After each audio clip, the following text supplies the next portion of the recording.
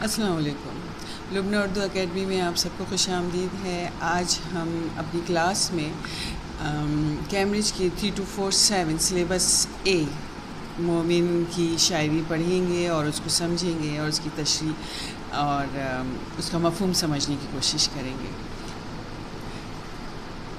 ٹھانی تھی دل میں اب نہ ملیں گے کسی سے ہم، پر کیا کریں کہ ہو گئے ناچار جی سے ہم۔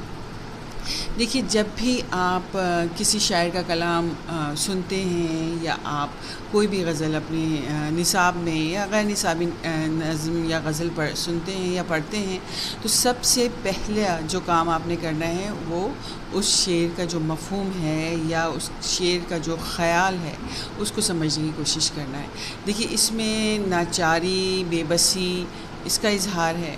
شاعر اس میں اپنی بے بسی اور لاچاری کا اظہار کر رہے ہیں کہ جب بھی وہ اپنے محبوب کے در پر جاتے ہیں وہاں سے نا امید، دل شکستہ اور مایوس ہو کر آتے ہیں۔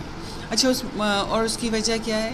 محبوب کی بے رخی اور محبوب کی جفاؤں سے وہ اتنے دل شکستہ ہو جاتے ہیں کہ وہاں وہ یہ ارادہ کر لیتے ہیں کہ اب ہم اس در پر نہیں آئیں گے، اب ہم اپنے محبوب کے دیدار کے لیے، اس کی در پر اس سے ملاقات کے لیے اب نہ آئیں گے، کیونکہ وہ اس قدر بار بار مایوس اور لاچار ہو جاتے ہیں اور محبوب کی جو بے رخی ہے وہ ان سے برداشت نہیں ہوتی۔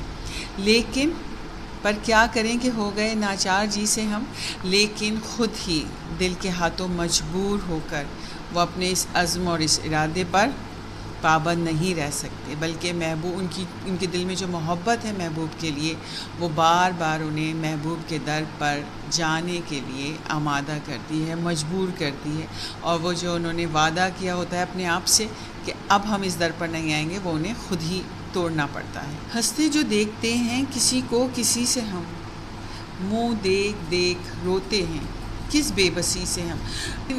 اس شعر میں محبوب اور رقیب کے جو تعلق ہے، جو اس کی تعلق کی وجہ سے یا اس کے محبوب اور رقیب کے جو انداز ہیں ان کی وجہ سے اٹھانے والے اپنے دکھ اور غم کی کیفیت کو بیان کر رہے ہیں۔ دل شکنی کے انداز کو انہیں کیسے برداشت کرنا پڑتا ہے جب محبوب اپنے رقیب، ان کے رقیب سے کس طرح سے خوشگوار انداز میں، کس طرح شگفتگی سے، کس طرح والہانہ پن سے اس سے بات کرتا ہے، تو وہ انداز ان کے دل پر کیسے اثر کرتا ہے، اور وہ بے بسی اور وہ مجبوری جو ہے وہ ہمیشہ ایک عاشق کے لیے جو رقیب سے کی جائے محبوب کی طرف سے، ایک عاشق کے لیے رنج و ملال کا باعث بنتی ہے، رنج و ملال کا سبب بنتی ہے۔ اور جب ان کا محبوب رقیب سے خوش اخلاقی اور مروت کا اظہار کرتا ہے تو یہ سب انہیں اپنی آنکھوں سے دیکھنا کس قدر برداشت کرنا ان کے لیے کس قدر تکلیف دہ۔ محبوب کی بے حسی اور بے اعتنائی کے باوجود وہ محبوب سے محبت کرتے رہیں گے، کیونکہ اس معاملے میں وہ بے بس ہیں۔ وہ چاہ کر بھی اپنے محبوب پہ نہ ناراض ہو سکتے ہیں، نہ اسے چھوڑ سکتے ہیں، وہ دل کے ہاتھوں مجبور ہیں، اور انہی دل کے ہاتھوں اور اسی محبت کی وجہ سے انہیں جو برداشت کرنا پڑتا ہے وہ صرف ان کا دل ہی جانتا ہے۔ ان سے نہ بولو تم، اسے کیا کہتے ہیں بھلا، انصاف کیجئے پوچھتے ہیں آپ ہی سے ہم۔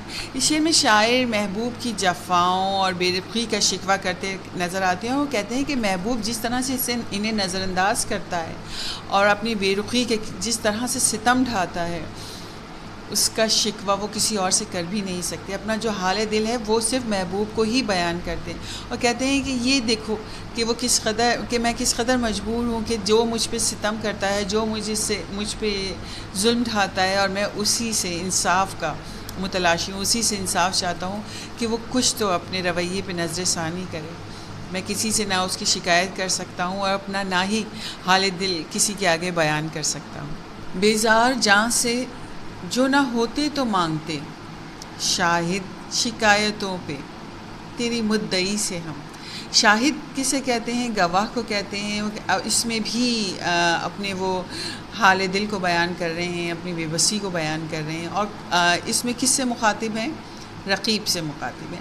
وہ کہہ رہے ہیں کہ ان کا رقیب ان کے بارے میں جو الٹی سیدھی باتیں کرتا ہے، جو محبوب کو ان سے بدگمان کرنے کی کوششوں میں لگا رہتا ہے، وہ تو خود ہی دل شکستہ ہیں، خود ہی محبوب کی بے وفائی اور بے رخی کی وجہ سے خود ہی بہت لاچار اور مجبور ہیں.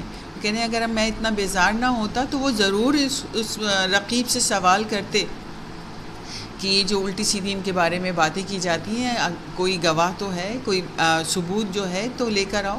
لیکن چونکہ وہ خود ہی اتنے مایوس اور افسردہ ہیں، اور رقیب کو اتنی ان کے خلاف باتیں کرنے کی ضرورت بھی نہیں، کیونکہ محبوب تو ان سے ویسے ہی بدگمان سا رہتا ہے، اور رقیب کی باتوں پر یقین کر کے ان سے جو بے رخی کا برتاؤ کرتا ہے، اس سے وہ خود اس قدر مایوس ہیں کہ بلکہ انہیں اس بات کی کوئی پرواہ ہی نہیں ہے، کیونکہ وہ جانتے ہیں کہ ان کا محبوب ان سے ویسے ہی بے رخی سے بات کرتا ہے، ان کی محبت کو ہر ممکن کوشش کے باوجود پہچاننے کی، جاننے کی، اس پہ یقین کرنے کی کوشش ہی نہیں کرتا.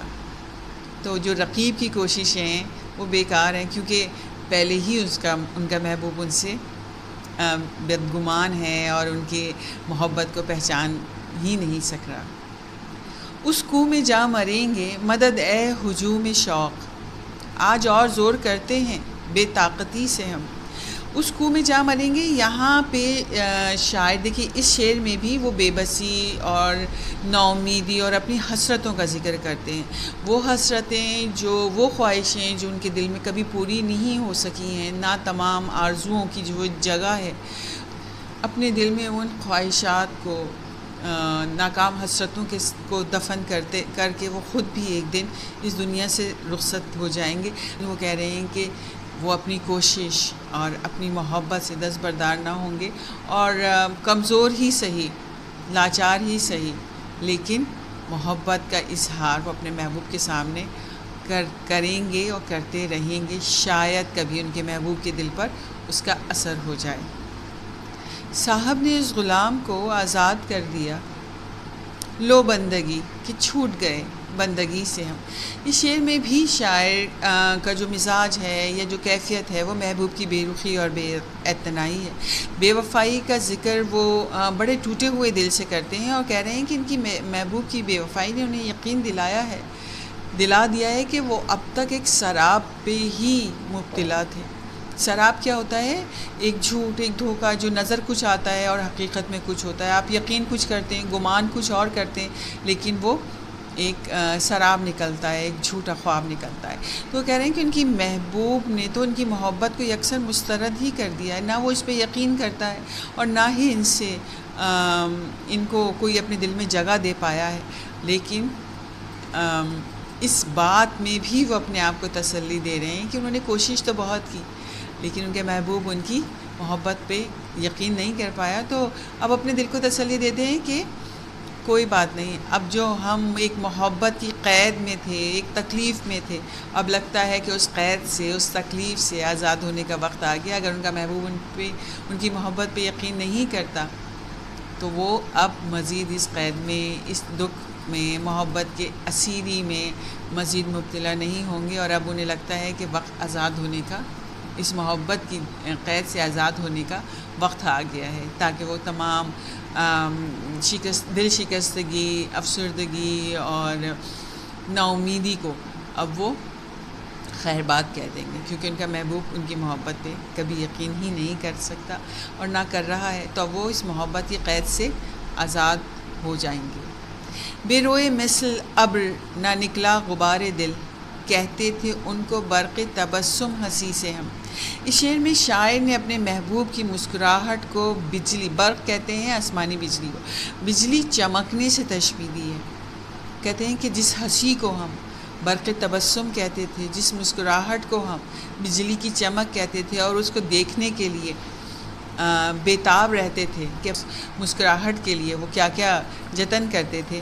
وہ کہتے ہیں کہ جس طرح بجلی چمکتی ہے اور پھر اس کے بعد بادل برستے ہیں، تو وہ کہتے ہیں کہ اب انہیں لگتا ہے کہ ان کا غم بھی روئے بغیر ہلکا نہیں ہوگا. اور اگر وہ اپنے غم کو، اپنے دل کو ہلکا کرنا چاہتے ہیں تو وہ رو لیں تاکہ ان کا دل ہلکا ہو جائے، ان کے دل کا جو غبار ہے وہ نکل جائے گا۔ اور وہ کیسے نکلے گا؟ جس طرح سے بادل برستے ہیں تو دھند اور جتنی بھی کثافتیں ہوتی ہیں ماحول میں، فضا میں، وہ صاف ہو جاتی ہیں۔ تو وہ بھی یہی کہتے ہیں کہ جب تک وہ روئیں گے نہیں، ان کے دل کا غبار، ان کے دل کا دکھ، ان کا دل ہلکا نہیں ہوگا۔ اور وہ ان ناتوانیوں پہ بھی تھے خارے راہ غیر، کیوں کر نکالے نہ جاتے اس کی گلی سے ہم۔ اس شعر میں شاعر اپنی بے بسی اور مجبوری کا بیان کر رہے ہیں کہ اس بے بسی کی حالت میں جب کہ محبوب ان کی محبت کو نہ سمجھ پایا ہے، نہ ان کو اپنے دل میں جگہ دیتا ہے، لیکن اس کے باوجود ان کے رقیب کو وہ ایک آنکھ نہ بھاتے تھے، حالانکہ ان کی جگہ محبوب کے دل میں، محبوب کی نظروں میں نہیں تھی۔ محبوب کی بے رخی، بے اتنائی، جفائیں سب کچھ رقیب کے سامنے ہیں، جو وہ رویہ ان کے ساتھ رکھتا تھا محبوب، لیکن رقیب جو ہے وہ ان کو اپنی راستے کا کانٹا سمجھتا، خار راہ غیر، رقیب کے راستے کا کانٹا، اور وہ ہر ممکن کوششوں میں جٹا رہتا تھا کہ کس طرح سے ان کو اس محبوب کی گلی سے، محبوب کے در سے رسوا کر کے نکالا جائے۔ اور اس کے باوجود، اس بات کے باوجود کہ محبوب کی بے وفائی بھی ہے، محبوب کی بے رخی بھی ہے، لیکن رقیب جو ہے انہیں محبوب کے در پر، محبوب کی محفل میں موجود ہونا بھی برداشت نہیں کرتا تھا۔ اور اگر ان کا محبوب ان کی محبت کا جواب گرم جوشی سے دیتا، محبت کا جواب محبت سے دیتا، تو کہتے ہیں کہ پھر پتہ نہیں رقیب کا کیا حال ہوتا۔ اس بے بسی کے باوجود بھی وہ ہمیں برداشت نہ کر سکا، اور اپنی باتوں سے، اپنی حرکتوں سے اسے محبوب کے دل میں ان کو اور برا کرا، اور اس کی جگہ جو ہے وہ ختم کر دی، اور محبوب کی گلی سے انہیں دور رکھنا چاہتا ہے۔